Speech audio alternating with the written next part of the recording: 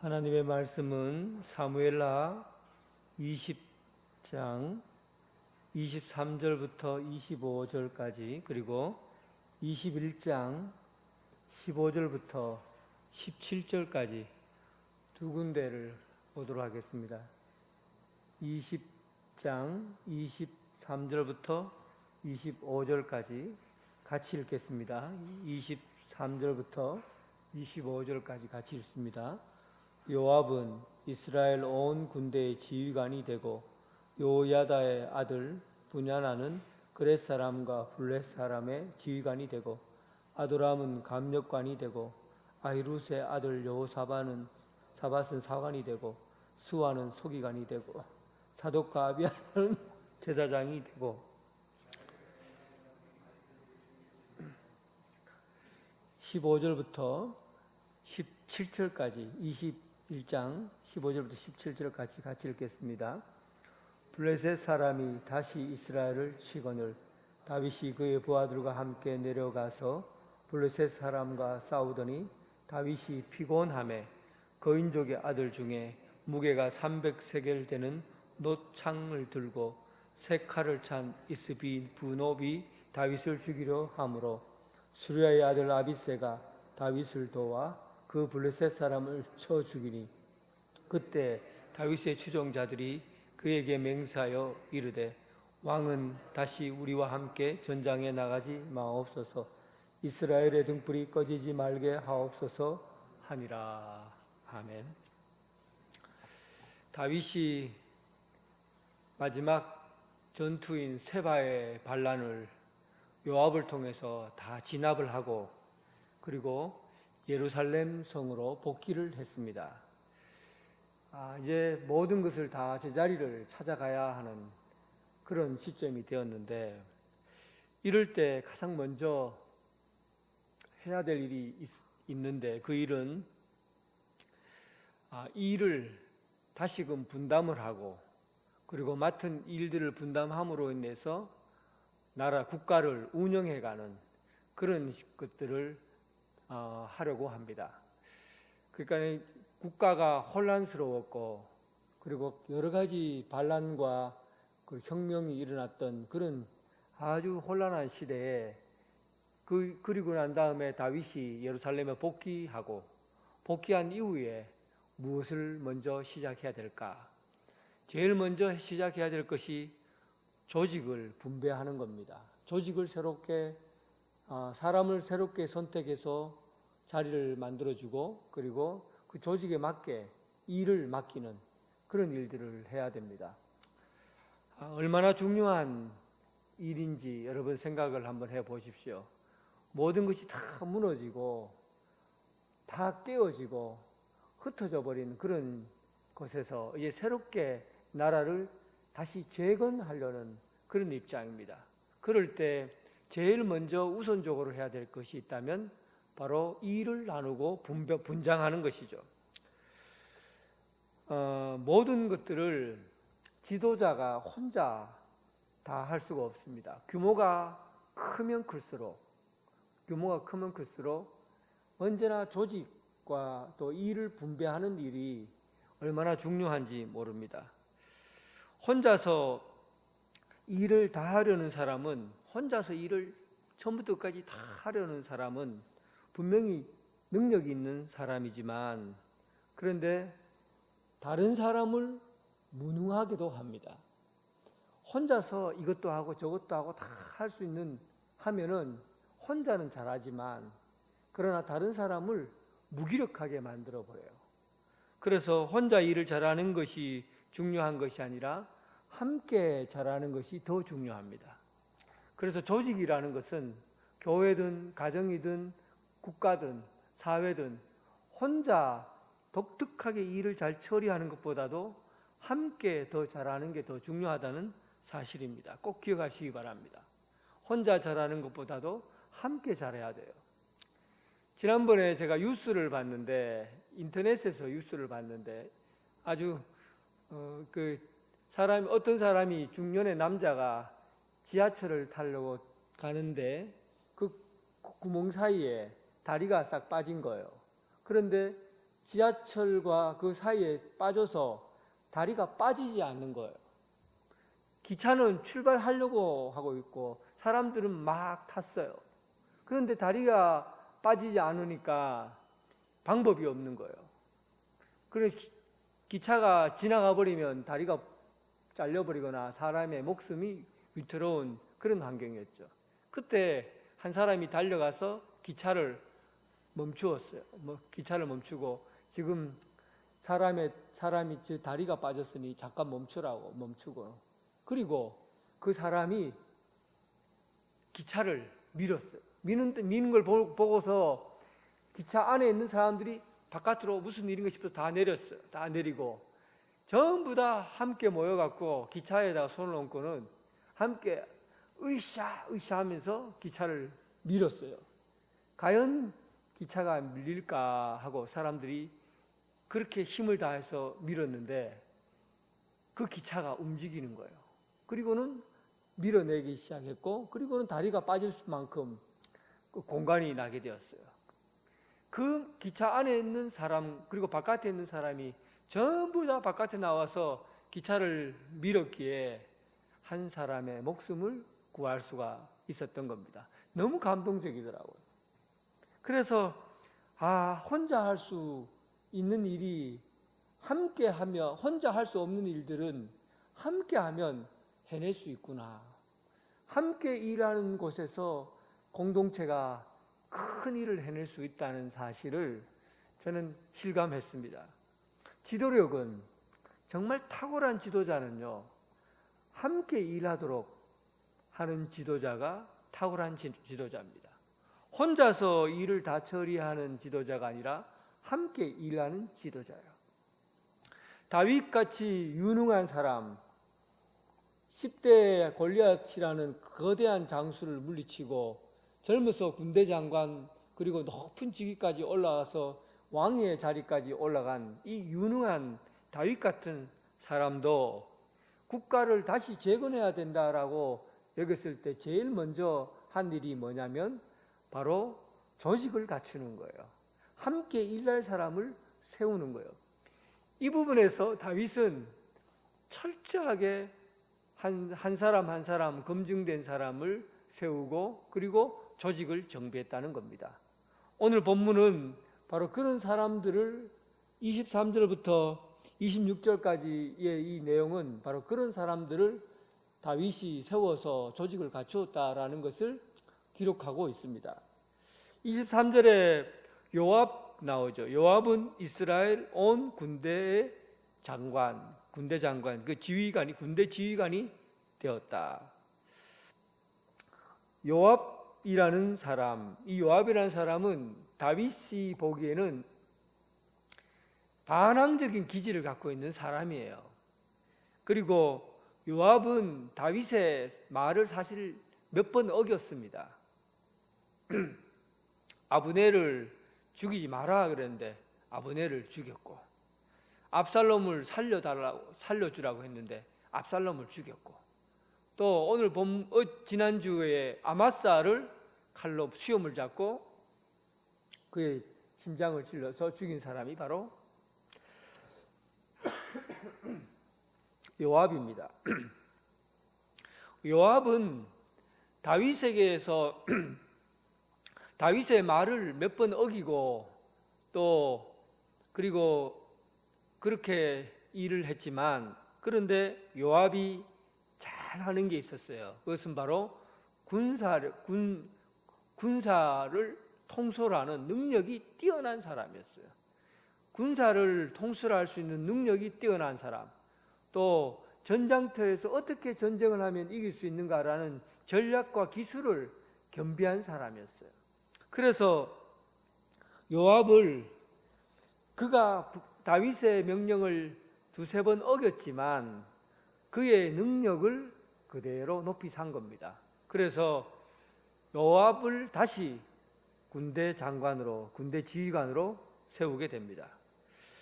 요압이 잘하는 또 하나의 특별한 장점이 뭐냐면 지휘관으로서 은사가 있었어요. 그것은 뭐냐면 선택과 결정에 있어서 굉장히 발빠르게 우선순위라고 생각하면 언제나 발빠르게 움직이는 사람이에요. 선택하면 움직이는 사람이었어요.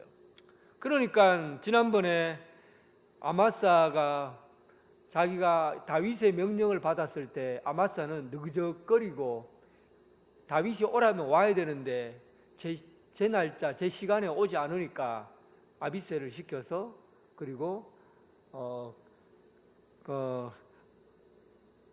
아비새를 시켜서 혁명군을 진압하도록 발랑군을 진압하도록 세바라는 발랑군을 진압하도록 그렇게 했잖아요. 그때 그 얘기를 들었던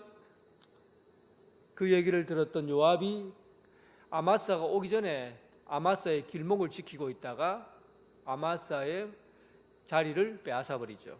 그리고는 바로 세바의 반란군을 진압하러 그리고는 달려갔습니다. 20장 14절에 보면 세바가 이스라엘 모든 지파 가운데 두루 행하여 이렇게 되어 있죠.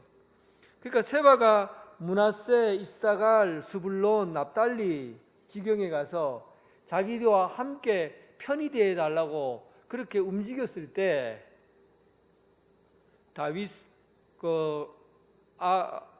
움직였을 때 요압은 신속하게 달려가서 반란군이 먼저 사람들을 모으기 전에 그가 이미 정리를 다 하고는 그리고 그를 몰아서 한 성에 가두고 그리고 그를 제압했던 겁니다. 요압은 언제나 발빠르게 움직였고 그리고 전투력을 갖출 여유를 주지 않고 신속한 결단력으로 이 일을 진압할 수 있었습니다. 그러니까 요압이 가지고 있는 장점이 뭡니까? 통솔력이 뛰어나다는 것과 결단력이 있다는 거예요.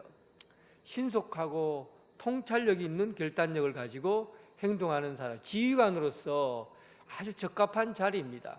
그래서 요압을 그런 지휘관의 자리에 불러 세운 것이죠. 자, 다윗이 생각하기에는 좀 못마땅할 수 있어요. 다윗이 언제나 좀 꺼림직한 사람일 수 있습니다. 그럼에도 불구하고 그의 능력을 높이 샀던 겁니다. 그리고 두 번째 나온 여호야다의 아들 브나냐, 그는 또 그렛 사람과 블레셋 사람의 지휘관이 되었다. 그 여호야다의 아들 브나냐는 다윗의 경호를 책임지는 군의대장이에요. 가장 가까이에서 보필하고 용병들을 관리하는 지휘관이에요. 그러니까 이 요압의 힘이 너무 커지지 않도록 다윗 주변에 군의대장을 세워서 이 요압을 견제하는 그런 사람을 하나 세운 거죠. 그 사람이 바로 브나냐입니다. 브나냐는 나중에 솔로몬 왕 때 다시 등용이 되어서 군대 장관 지휘관이 되죠. 어쨌든 다윗이 생각할 때는 이 브나냐는 이 요압의 그 힘을 좀 분산시키려는 의미를 갖고 있습니다. 그러니까 힘을 어느 한쪽으로 너무 쏠리게 만들면은 언제나 권력을 많이 가지면 그 권력의 속성상 부패하게 되어 있어요. 큰 권력은 가지면 가질수록 부패하고 썩게 되어 있습니다. 그래서 힘을 분산시켜 주는 게 굉장히 중요해요. 같은 일이라도 한 사람에게 이 일이 집중되지 않도록 이 일을 나누는 것들이 대단히 중요했다는 겁니다. 그래서 요압에게 힘이 쏠리지 않도록 브나냐에게 그 군의대장의 지위를 주게 된 것이죠.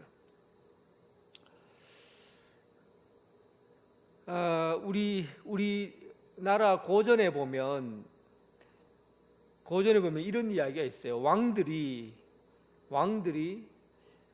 사람을 쓰는데 지혜가 필요하다라고 하면서 소경에게는, 그냥 문헌에 있는 그대로 제가 읽어보면 소경에게는 음악을 살피게 하고, 그러니까 소경, 눈이 먼 사람들은 이 귀가 발달돼 있잖아요. 그래서 음악 쪽으로 일을 주고, 그리고 절름발이에게는 대궐 문을 지키게 하고, 절름발이는 빨리 어디 가서 움직이거나 그렇게 못하니까 가만히 서 있는 대궐 문을 지키게 하고, 환관들에게는 궁궐을 출입하게 했고, 곱사등이나 병등자, 불구자 등도 마땅한 곳에 지위를 두었다.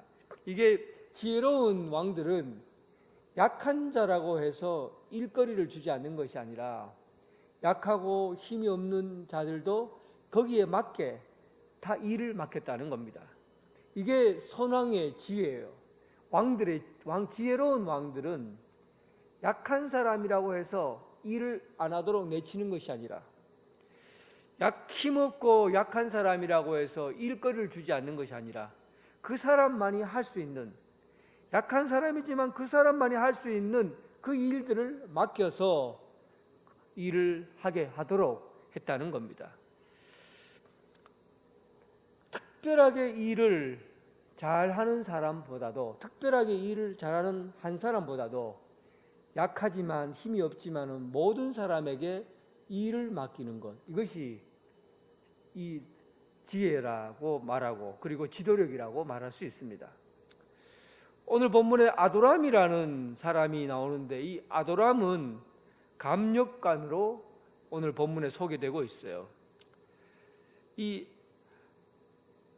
아도람은 감력관인데, 이 감력관은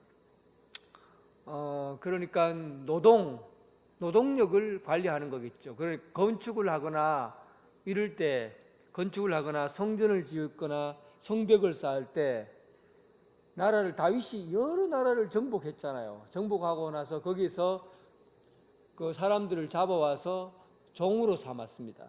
그 종들을 대부분 강제노동으로 일을 시켰어요. 성벽을 쌓는다든지 성전을 쌓게 한다든지 이런 일을 하게 했죠. 그 일을 맡겨서 일을 맡긴 사람을 바로 감력관이라고 합니다. 그 감력관을 아도람이라는 사람을 세웠습니다. 이 아도람이라는 사람이 솔로몬 시대에 또다시 그 일을 맡게 돼요. 그러니까 얼마나 자기 전문성을 살리고 그 전문적인 일을 맡기면은 그 일을 끝까지 일을 하도록 그렇게 했다는 겁니다. 저는 이 다윗의 지혜가 상당히 뛰어나다고 생각합니다. 왜냐하면 어떤 일을 맡기든지 자기가 잘하는 일을 해야 돼요. 그것이 은사예요. 우리 교회가 여러분 사역을 맡기고 일을 하잖아요. 그때 여러분 스스로가 내가 무엇을 잘하는가, 그 은사에 맞게 자기 사역을 맡는 것이 사실은 가장 현명한 그 조직이라고 볼 수 있어요. 그래서 나는 찬양의 은사가 없어요. 노래를 찬양을 하게 되면 음도 잘 안 맞아요. 박자도 잘 안 맞아요. 자꾸 놓쳐요. 그런데도 불구하고 나는 찬양대에 앉아야 되겠다. 이거는 안 되는 겁니다. 자기가 잘 할 수 있는 일들을 해야 되죠. 나는 찬양은 잘 못하지만 아이들을 돌보고 그리고 아이들에게 말씀 전하는 것은 누구보다도 잘할 수 있는 거예요. 이런 사람들은 교사로서의 사역을 맡아야 돼요. 난 다른 거 다 잘 못하겠는데 음식 하나는 잘 하겠다 하면은 식당에서 봉사할 수도 있고, 하여튼 내가 가지고 있는 은사가 무엇인지 그 은사에 따라서 자기 일을 하게 되면 그 일이 바로 교회를 세우는데, 공동체를 세우는데 탁월하게 일을 수행할 수 있는 그런 방편이라는 겁니다. 이 다윗은 일거리를 맡기고 난 다음에 그 사람이 일을 잘하고 특별하게 일을 수행해 나가는 능력이 된다면 그 일을 통해서 끝까지 평생에 그 사역을 할 수 있도록 그 자리를 열어주었던 것이죠. 아도람이라는 사람이 다윗에서부터 솔로몬에 이르기까지 두 차례에 거쳐서 그 직무를 맡아서 수행하게 됩니다. 그리고 사관은 궁중일지를 기록하고 중요한 약속이나 업무를 왕이 알려주는 사람이고, 또 서기관 수완은 공문서를 관리하고 서신을 관장하는 사람, 그리고 사독과 아비야는 제사장이 되었고, 이렇게 종교적인 분야, 신앙적인 분야, 그리고 역사적인 분야, 그리고 공문서를 관리하는 분야, 이렇게 다윗부터 해서 아주 세분화된 조직과 제도를 가지고 국가를 형성해 갔다는 겁니다. 사울 시대에는 군대 장관이나 천부장, 백부장, 군대 장관에 관한 내용들은 군대를 통솔하는 데 대한 조직은 갖춰져 있지만 이런 사회적이고 역사적이고 이런 조직에 관련돼서는 기록이 남아있지는 않습니다. 그러니까 다윗부터 국가의 제도나 정치나 법이나 이런 것들이 잘 갖추어졌다고 볼 수가 있습니다. 어쨌든 오늘 본문에 있는 내용으로 다윗의 나이가 60이 넘어가면서 이제 여러 가지 정치적으로 이제 불리해지는 그런 입장이고, 또 정치를 오래 하다 보면 국가를 언제나 불평하는 사람, 불만을 갖고 있는 사람들이 드러나게 되어 있어요. 그러니까 정치 말년에는 언제나 그렇게 오랫동안 정치를 잘 할 수 있는 사람들이 사실 드뭅니다. 아무리 성인군자라고 해도 오랜 시간 동안 한 자리에서 뭔가를 잘 해내는 것이 쉬운 일이 아니에요. 다윗은 말년에 다시 조직을 재정비함으로 힘을 분산시킨 거예요. 자기가 힘을 가져야 되는 그런 일들을 남에게 분담함으로 인해서 그리고 그 사역을 이어갈 수 있도록 한 것이죠. 한국교회 1980년대에 중심으로 교회를 세워왔던 사람들은 카리스마가 있는 지도자예요. 카리스마가 있는 지도자들. 그럴 때 우리나라의 80년대 교회가 얼마나 크게 부흥하고 성장했습니까? 여러분 잘 아는 한국교회 지도자 순복음 조용기 목사라든지 또 제자훈련을 강조했던 옥하는 목사라든지 온누리교회 하용조 목사라든지 소망교회 곽선희 목사라든지 이런 굵직굵직한 사람들이, 카리스마적인 능력이 있는 사람들이 지도력을 형성하면서 교회가 대형 교회가 되고 급성장해 왔어요. 그런데 지금 한번 보세요. 지금 카리스마적인 지도자들이 전부 다 물론 일선에서 하나님 나라로 가거나 아니면은 일선에서 물러났잖아요. 그리고 나서 교회가 얼마나 큰 혼란을 겪고 있습니까? 과거에는 어떤 한 사람의 특별한 사람만 있어도 그쪽으로 몰리고, 그리고는 교회가 성장하는 데 굉장히 큰 역할을 감당했어요. 그런데 카리스마가 있는 지도력을 갖고 있는 사람들이 물러나자 한국교회에 큰 어려움을 겪게 된 겁니다. 저는 이런 부분에서 시야를 좀 이제는 달리 봐야 될 필요가 있습니다. 여러분들과 제가 이제는 이 눈을 좀 다르게 봐야 돼요. 과거에는 어떤 특별한 한 사람에 의해서 영적 지도를 갖고 있다면 이제는 그런 시대가 아니에요. 이제는 그런 시대가 아닙니다. 일을 나누어야 돼요. 한 사람에 의해서 움직여지는 교회가 아니라 함께 움직여지는 교회를 세워야 돼요. 특별한 한 사람에 의한 지도력에 의해서 교회가 세워지는 것이 아니라 모든 성도가 함께 자기 맡은 자리에서 일을 나누어 가져야 되는 거죠. 함께 일을 나누어 가지는 일들을 자기 맡은 자리에서 자기 은사를 가지고 직무를 수행할 때 이제 이런 의미에서 교회가 새로운 시대에 대응할 수 있는 겁니다. 이제 여러분 목사만 바라보고 목회하면 안 돼요. 목사님 설교만 잘하면은 모든 것이 다 된다. 이런 시대는 이제는 지났습니다. 이젠 그렇게 해서 교회가 세워질 수가 없어요. 모든 성도가 함께 교회를 세워가고 만들어가야 되는 겁니다. 이제 여러분들 앞으로 이 교회의 미래는 한 사람의 지도자에게 있는 것이 아니라 모든 성도에게 그 힘과 질서가 주어진다는 사실입니다. 여러분 이 사실을 여러분 마음에 깊이 새기고 함께 주님의 교회를 세워가는 여러분 될 수 있기를 주님의 이름으로 축원합니다. 그리고 15절부터 20절까지는 다윗의 용사들에 관한 내용들이 짤막하게 기록되어 있습니다.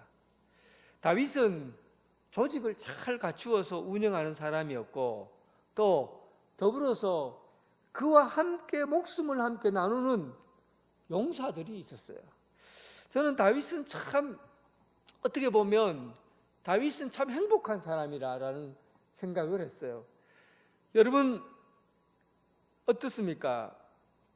세월이 지날수록 나와 함께 평생 목숨을 나눌 수 있는, 이렇게 하면 거창하지만 함께 마음을 나눌 수 있는 평생의 동역자가 여러분 있습니까? 아내 말고, 남편 말고 함께 가까이에서 내 마음을 언제 어떤 곳에든지 마음을 나눌 수 있는 그런 사람이 여러분 있습니까? 이제 여러분 인생의 행복은 사람에게 있어요. 내 삶의 마음을 함께 터놓고 나눌 수 있는, 나이가 들면 들수록 더 외로워집니다. 이제 여러분 요즘 같은 시절에는요, 기계가 발전하고 또 인터넷이라든지 이런 여러 가지 방송 매체라든지 이런 게 발전하면 더더욱 사람이 없어져요. 친하게 지냈던 친구들, 또 함께 마음을 나누었던 사람들, 점점 그 관계가 이제는 관계를 갖기 어렵습니다. 그래서 나이가 들수록 진짜 필요한 게 내 마음을 나눌 수 있는 친구예요. 오늘 저는 이런 친구를 영혼의 친구다. 영혼의 친구. 영적인 삶을 함께 나눌 수 있는 그런 영혼의 친구. 이런 친구들이 여러분에게 있는지 모르겠어요. 오늘 본문에는 다윗이 인생에서 참 행복한 사람이라고 생각하는 것은 다윗이 힘이 없고 약할 때 그의 약함을 도와줄 수 있는 친구들이 있었다는 것. 용사들이라고 나와 있죠. 그들이 함께 했다는 겁니다. 오늘 본문 15절 말씀해 보세요. 다윗이 피곤함에 이렇게 기록하고 있습니다. 육체적으로 다윗이 굉장히 연약한 상태가 되었다는 겁니다. 여러분 다윗은 피곤함을 모르는 사람이에요. 성경에 그는 진짜 젊어서부터 피곤함을 얼굴 색깔이 붉고 얼굴이 붉고 눈이 빼어나고 건강미가 넘치는 아름다운 사람으로 성경은 다윗을 소개합니다. 그래서 언제나 다윗의 일생을 보면 피곤한 걸 모르겠다라는 생각할 정도로 그렇게 기록되어 있는데 오늘 본문에는 다윗이 피곤함에 그렇게 기록되어 있어요. 다윗이 피곤함에 그가 연약하다는 거예요. 피곤한 것을 인식하고 할 때가, 제가 감히 이런 얘기 드리면 좀 죄송합니다. 나이도 그렇게 많지 않는데 제가 이런 말씀 드리기 죄송해요. 제가 이제 청년들하고 축구를 과거에 하는데 제가 공을 좀 잘 차거든요. 그래서 아이들하고 고등학생 청년들하고 공을 차면은 웬만큼 저는 잘 뛴다고 자신했어요. 왜냐하면 제가 항상 뛰면 오른쪽에서 막 달려가면서 공을 차는 그런 습관을 갖고 있거든요. 그걸 라이트 윙이라고 하는데, 윙은 날개잖아요.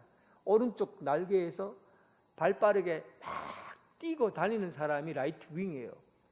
그런 위치에서 제가 이제 축구를 해요. 내가 공을 좀 잘 찬다고 생각해서 어느 날 한번 아이들하고 축구한다고 공 차러 내가 오른쪽에 딱 서갖고 공을 딱 차고는 막 골대로 막 달려갔다가 그리고 멈추었어요. 그리고는 되돌아가려고 하는데 돌아갈 힘이 없는 거예요. 그래서 내가 깜짝 놀랐어요. 내가 왜 이러지? 아니, 갔다가 왔다 걸어야 되는데 갔다가 오지를 못하는 거예요. 왜 이러지? 이게 제가 연세 드신 분들 죄송합니다. 이게 이렇게 나이가 이런 거구나. 내가 아무리 달리기를 잘하고 뛴다 해도 이게 아마 벌써 중년이 넘어가 버리니까 이게 뛰는 게 벌써 달라지더라고요.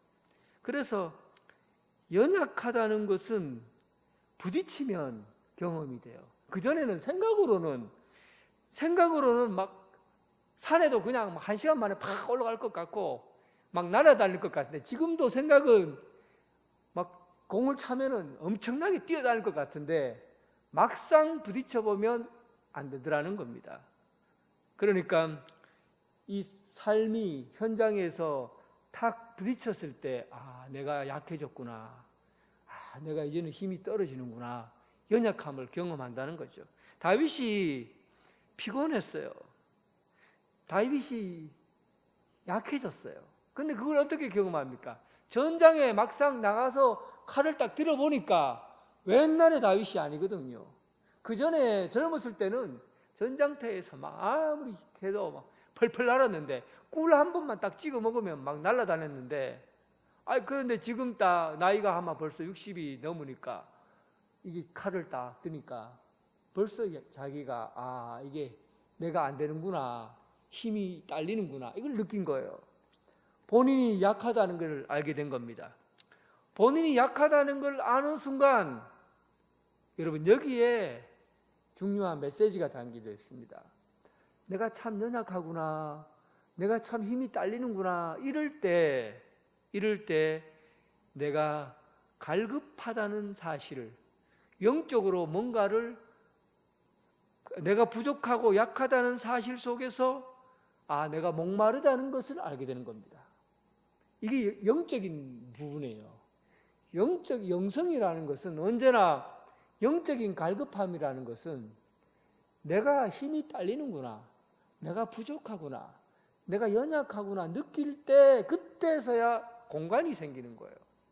하나님을 찾을 공간이 생기고 또 다른 어떤 힘을 의지하려고 하는 공간이 생기는 거예요. 그렇지 않고 내가 힘이 있다, 내가 강하다, 내가 좀 세다 그러면요 공간이 생기질 않아요. 어쩌면 영적인 세계는 자기의 부족하다는 사실과의 만남이에요. 내가 어떤 사건을 딱 경험했을 때 내 몸이 왜 이러지? 내 힘이 왜 이러지? 내가 옛날에는 잘 기억했는데 내가 왜 이렇게 자꾸 잊어먹지? 이럴 때 여러분, 내가 이제는 내 힘으로 못 사는구나, 내가 할 수 있는 게 이제는 점점 없어지는구나, 이런 마음에서 영혼의 갈급함이 생기는 거예요. 그때 사슴이 시냇물을 찾는 것처럼, 목마른 사슴이 시냇물을 찾는 것처럼 물을 갈급하게 되듯이 하나님을 갈급하게 되고 또 다른 힘을 의지하게 되는 겁니다. 다윗이 피곤하니까, 다윗이 연약하니까 그를 도와줄 수 있는 사람이 필요하다는 사실을 알게 됩니다. 그래서 그때 다윗이 피곤하고 연약하다라고 생각할 때, 그때 거인족 중 아들 중에 16절에 보니까 거인족의 아들 중에 무게가 300세겔 되는 노창을 들고 세 칼을 찬 이스비브노비 다윗을 죽이려고 했다. 다윗이 피곤하고 연약하고 힘이 없다라고 느껴졌을 때 그때 저 다윗이구나 하고는 저 다윗을 죽이려고 달려드는 사람이 있었는데 세 칼을 찬 이스비봅이라는 사람입니다. 여기서 세 칼은 하다샤라는 말을 쓰는데 새 것이라는 의미입니다. 허리에 찬 칼인지 아니면 철퇴인지는 알 수 없지만 새로운 무기라는 뜻이에요. 새로운 신무기를 찬 이스비브노비라는 사람이 등장합니다. 이 사람은 신무기를 차고 있고 강한 힘을 갖고 있는 사람이에요. 부족함이 없어요. 그래서 그는 혼자 힘으로 다윗을 죽이려고 달려온 겁니다. 그러니까 그가 힘이 세다고 생각하니까, 새 무기를 가지고 힘이 있다고 생각하니까 눈에 보이는 게 없는 거예요. 혼자 힘으로 그리고 다윗에게 달려들게 된 겁니다. 여러분, 어쩌면 영적인 세계는 내가 가지고 있는 힘과 반대의 방향이에요. 내가 갖고 있는 힘과의 반대 방향이에요. 내가 좀 젊다, 힘이 있다라고 생각할 때 어쩌면 하나님을 멀리할 가능성이 굉장히 높습니다. 내가 뭔가 할 수 있고 내 능력으로 뭔가 다 하려고 할 때는 왠지 모르게 하나님은 멀리 있고 또 하나님보다는 내 힘을 의지하려고 하는 것이죠. 그래서 이 힘이 세고 힘무기를 갖고 있는 이 사람, 부족한 것이 없기 때문에 혼자 싸우려고 했던 그에게 그가 달려오고 있고, 그러나 반면에 다윗은 약하고 피곤하고, 그리고 자기 혼자 힘으로는 내가 싸울 수 없다라는 그런 표현을 하고 있을 때 다윗을 도와준 자가 있었는데, 바로 스루야의 아들 아비새가 다윗을 도와줍니다. 여기서 스루야의 아들 아비새가 다윗을 도왔다 이렇게 기록하고 있어요. 도왔다. 이 도왔다는 말의 창세기에 하나님께서 아담과 하와를 만들고 아담에게 있어서 하와를 늘 돕는 배필로 세우잖아요. 돕는 배필. 돕는 배필이라는 것은 내가 힘이 없고 약할 때 함께 도와주는, 함께 자신의 약점을 도와주는 이, 약한 것을 함께 도와주는 일을 돕는 배필이라고 그래요. 여러분, 참 내가 다윗의 삶이 그래도 참 행복하다라고 말씀드렸던 것은 다윗의 말년이 그렇게 외롭지 않아요. 그의 말년에 그가 힘이 없고 약할 때 그가 힘없고 약한 것을 도와주는 이가 있었다는 겁니다. 돕는 자가 있었다는 거예요.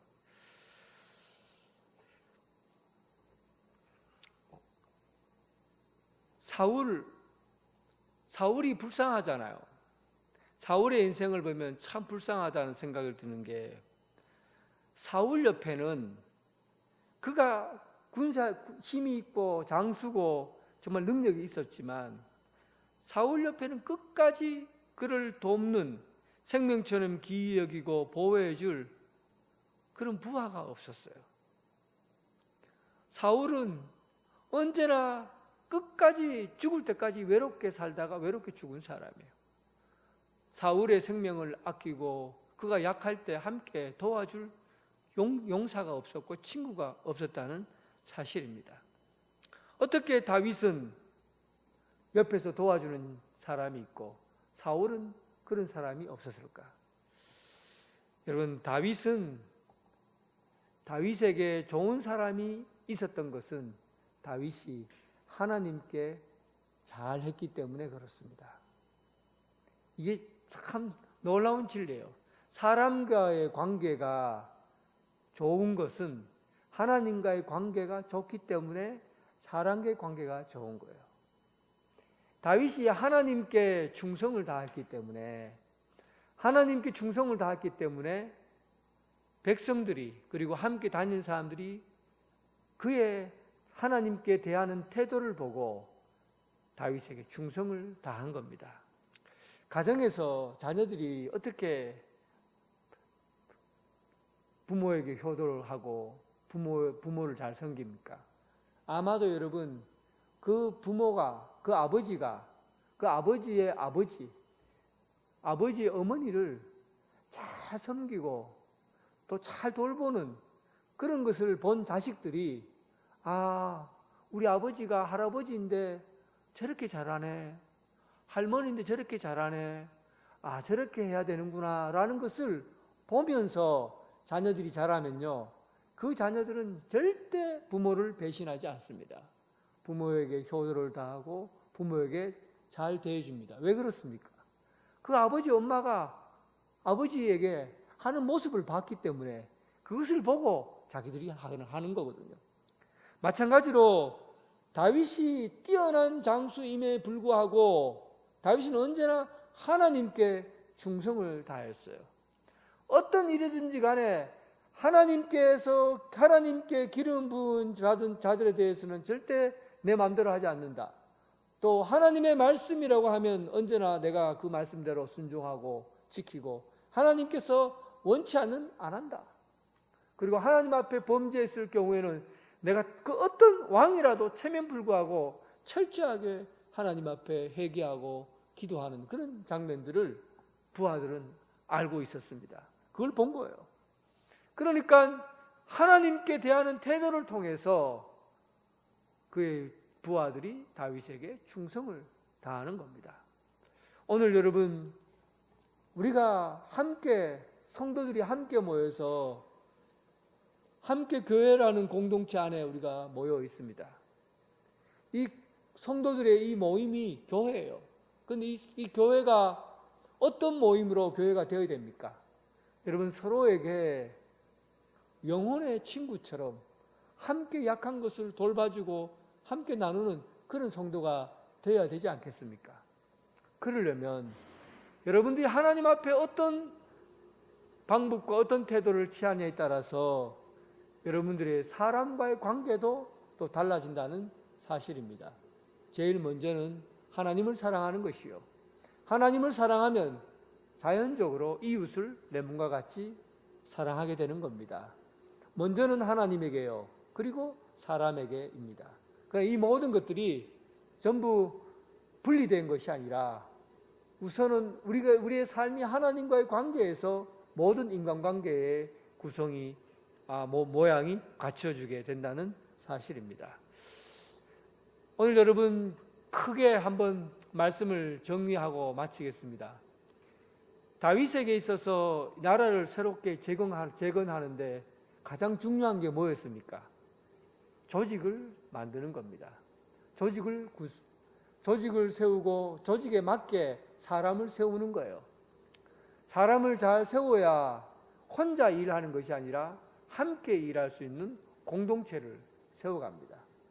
뿐만 아니라 우리가 참으로 중요한 것은 사람과의 관계가 중요하지만 특별히 우리는 우리 자신이 하나님 앞에 얼마나 연약한 존재고 부족한 존재인가를 깨닫는 것이 대단히 중요하고 이로 인해서 내가 하나님을 더 찾고 갈망하게 된다는 사실입니다.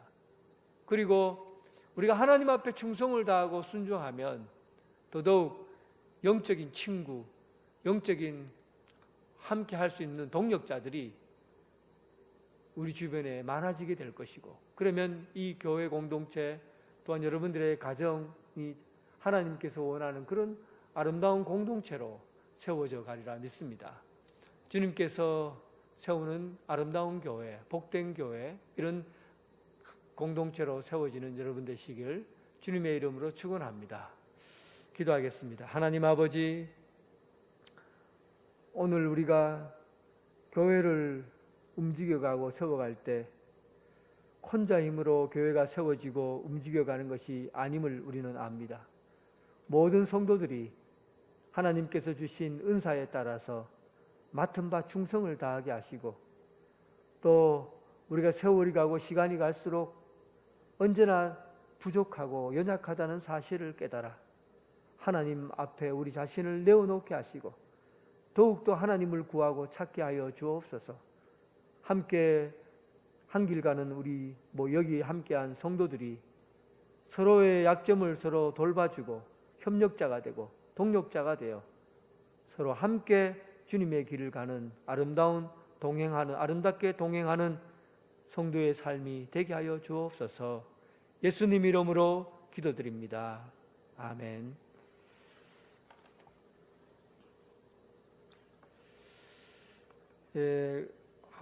오늘부터 사순절 제수요일입니다. 사순절이 시작되는데 사순절 기간 동안에는 마가복음을 가지고 말씀을 사순절 동안 예수님을 더 깊이 생각하는 그런 시간을 가지려고 합니다. 날씨가 춥고 코로나로 인해서 새벽기도 많이 못 나오시는데 여러분 그래도 한번 용기를 내서 거리두기 충분히 하면은 예배 드린 데는 아무 지장이 없으리라 생각합니다. 지금 이제 방송은 아닌데 제가 자료를 보니까 예배 중에는 코로나 감염된 사례가 나오지 않았다. 이렇게 지금 잘 지키는 이 상황에서 코로나에 걸리지 않았다고 통계가 나와 있고 대부분 교회에서 나온 코로나가 전염된 사실은 함께 모여 식사를 하거나 소모임을 해서 드러난 것이지 이렇게 예배 중에는 코로나가 발생되지 않았다고 그렇게 합니다. 그러니까 이제 새벽기도 나와서 예배 드리면 안전합니다. 좀 이번 사순절 기간 동안에 마가복음을 통해서 여러분 깊이 있게 주님과 만나는 그런 시간을 가졌으면 합니다.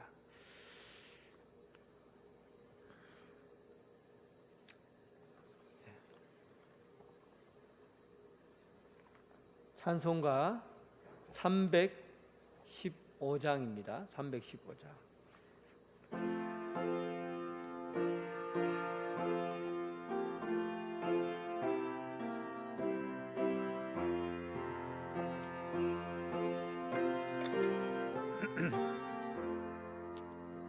내 주 대신 주를 참 사랑하고 곧 그에게 죄를 다고합니다. 그는 주신 내 예수시니 이전보다 더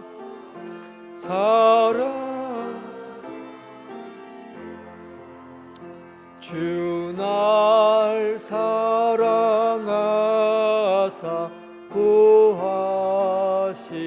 구하시려고 저 십자가 고난 하셨도다.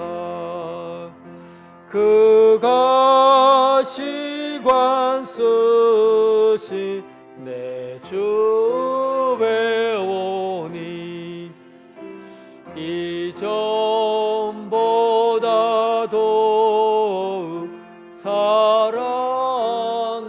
사랑합니다. 내 평생에 힘쓸 그 큰 의무는 주 예수의 덕을 늘 기림이라. 숨질 때에까지 내 할 말씀은 이전보다 더욱 사랑합니다. 그 영광의 나라 나 들어가서 그 풍성한 은혜 늘 감사하리. 그 면류관 쓰고 나 찬송할 말 이전보다